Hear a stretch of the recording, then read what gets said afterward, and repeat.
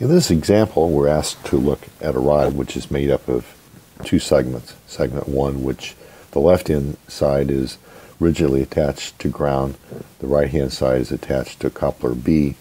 In turn, B is attached to the left side of segment 2, and the right-hand side C has an applied force F acting to the left. In addition, there's also a force of 3F, which is acting to the right on coupler B. As a result of these two loads, we are asked to find the stresses, axial stresses in segments 1 and 2. So let's look at the FBD of the segments individually as well as of the coupler. The load carried by segment 1 is F1. F1 on the left-hand side is the force of the wall on segment 1, whereas the force F1 on the right-hand side is the force of the coupler acting on 1. We know that's equal and opposite force there acting on the coupler due to 1. Same kind of thing here with segment 2. This F2 is the force on segment 2 due to the coupler, equal and opposite force on the coupler B. The applied force F acts to the left there at NC. And let's not forget the applied force 3F, which is applied to the coupler there at B.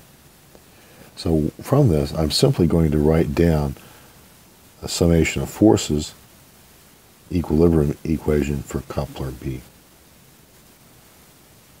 When I sum forces in the axial direction, if I make this x and y, I have minus F1 plus F2 plus F3. For equilibrium, that is a 0. For segment 2, when I sum forces acting on that, I have minus F2 minus F is 0, so therefore we see that F2 is a minus F. The minus sign simply means that although I've drawn the member in tension, it's actually compression, which is no surprise. But combine that with the result from the coupler B equation, I find that minus F1 plus a minus F plus 3F is equal to a 0, so therefore we see that F1 is equal to 2F.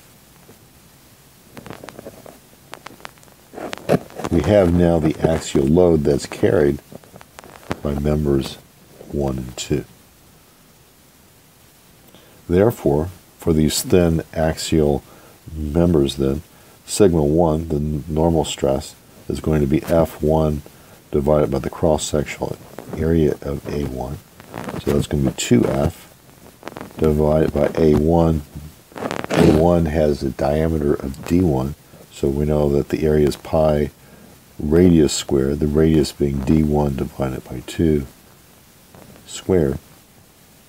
So we know therefore that this is 8F divided by pi D1 squared. Sigma 2, that's the force F2 divided by A2.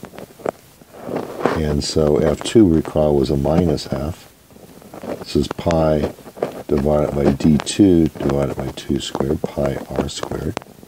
So this becomes minus 8F over pi D2 squared. With the sign conventions that I have used, the minus sign means that the axial stress in 2 is compressive. The plus sign on sigma 1 means that the stress is a tensile stress.